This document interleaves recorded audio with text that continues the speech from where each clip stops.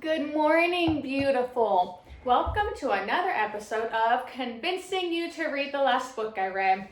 Today, we have Kiss of the Basilisk by Lindsay Straube. Now, let me just start this by saying, this book was not for me, but true to my word, I'll give you the good, the bad, the ugly, and let you decide for yourself because it's not a terrible book, but it just wasn't my entire cup of tea, okay? So with that being said, I liked the first half of this book. Like the first 50%, I was good with. I really liked it. And then about 60% and the main character, Tim, guys, she made me so mad that I literally put the book down for the entire night and didn't pick it up for 24 hours. And then she didn't even make it up to me either. Like she just kept making me more mad. So then it was just hard for me to finish. But the only reason I stayed with it so long is because I absolutely fell in love with one of the other characters. So although I hated her, towards the end I didn't like her, I really liked one of the main guys. So let me go ahead and just tell you what this book is about. So our book follows, her name is Temperance, but she goes by Tim. Now, Tim lives in this really small village, and hundreds of years ago, the humans were at war with the basilisks. Long story short, the humans won, and they always want to let the basilisks know that their place is beneath them. Now, in Tim's village, there is a ceremony whenever the king has a prince and it's time to pass that crown. So to enter the ceremony, you have to be born the same year as the prince. And fortunately for Tim, she is. So she's inducted into this very long ceremony where she has to go down into these tunnels. And the basilisks train Tim and all these 12 other girls how to be a queen one day while they're all taking turns dating the prince to get to know him so they can fall in love and he can pick a queen when it's time to pass the crown. Now, Tim's teacher down in the tunnels just so happens to be the Serpent King. So slowly as he's teaching her how to be a queen, they end up falling in love.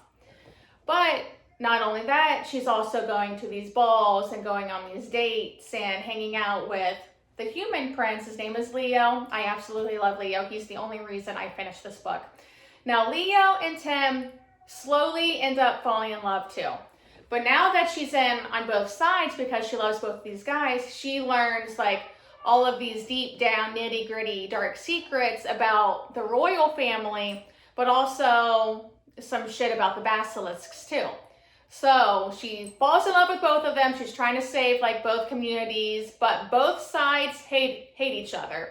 And both of them they're going to fight again. So she's trying to save everyone before both sides go to war again.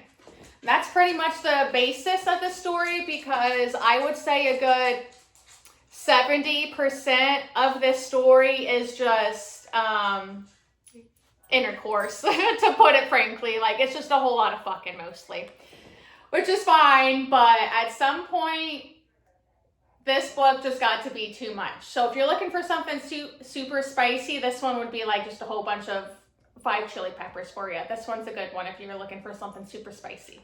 Let's get into things that I like. Like I said, I really liked the first 50% of this book. And in the first 50%, there was a lot of little intense roller coaster moments where I was even oh shit, and the ending I really liked, although I would say I liked most of the ending. Not all of it, I liked most of the ending. Another thing that I really liked about this book is Leo, who was the human prince. I thought he was so sweet and he was so kind and he could be really thoughtful.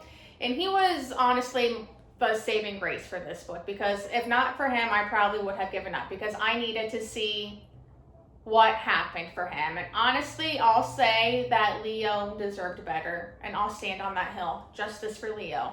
As for things that I didn't like, I did not like Tim. I thought she was whiny and she was a hypocrite and she was asking for stuff that she wouldn't give to others in return, and I was just done with her. She was just not my favorite. Another thing that I didn't like is I felt like this book was honestly just too long. I feel like it dragged on in the middle. It could have been shortened. There's no reason this book needed to be 500 plus pages long. It could have honestly been like 250, 300 pages. But that's just my opinion. All right, let's get on to the quotes I have for us. So the first one says, Leo laughed and the sound was like teacups clinking. And I saved that one because I thought it was really funny to compare someone's laugh to teacups clinking.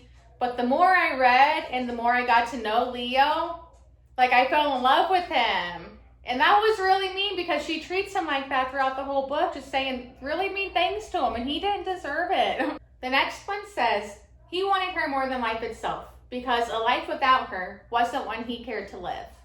The next one says, do you have a favorite? Tim asked eventually. Leo arched an eyebrow. A favorite book? Tim nodded. I'm not sure. He paused. It changes day to day. Same, dude. And our last one says, love is complicated. It never goes away, only changes. All right, that's all I have about that one. I would say altogether, I don't know if I would want to rate that one like a 2 or a 3. I would say 3 because I felt the beginning was really strong and the ending only dragged. So I would give the beginning a 3 and the ending a 2 stars on that book. As for the next book I'm going to read, you may have noticed I didn't read the book I said I was going to last time, which was The Glowing Hours. I picked it up and I tried so hard to get into it, and I was really excited about it because it was about Mary Shelley writing Frankenstein. So I was like, oh my God, this is going to be so good. For whatever reason, I couldn't get into it, but I will probably pick it up some other time because for whatever reason, I can't not finish books. So I'm going to sit here, I'm going to think about it until I eventually pick it up and I read it again.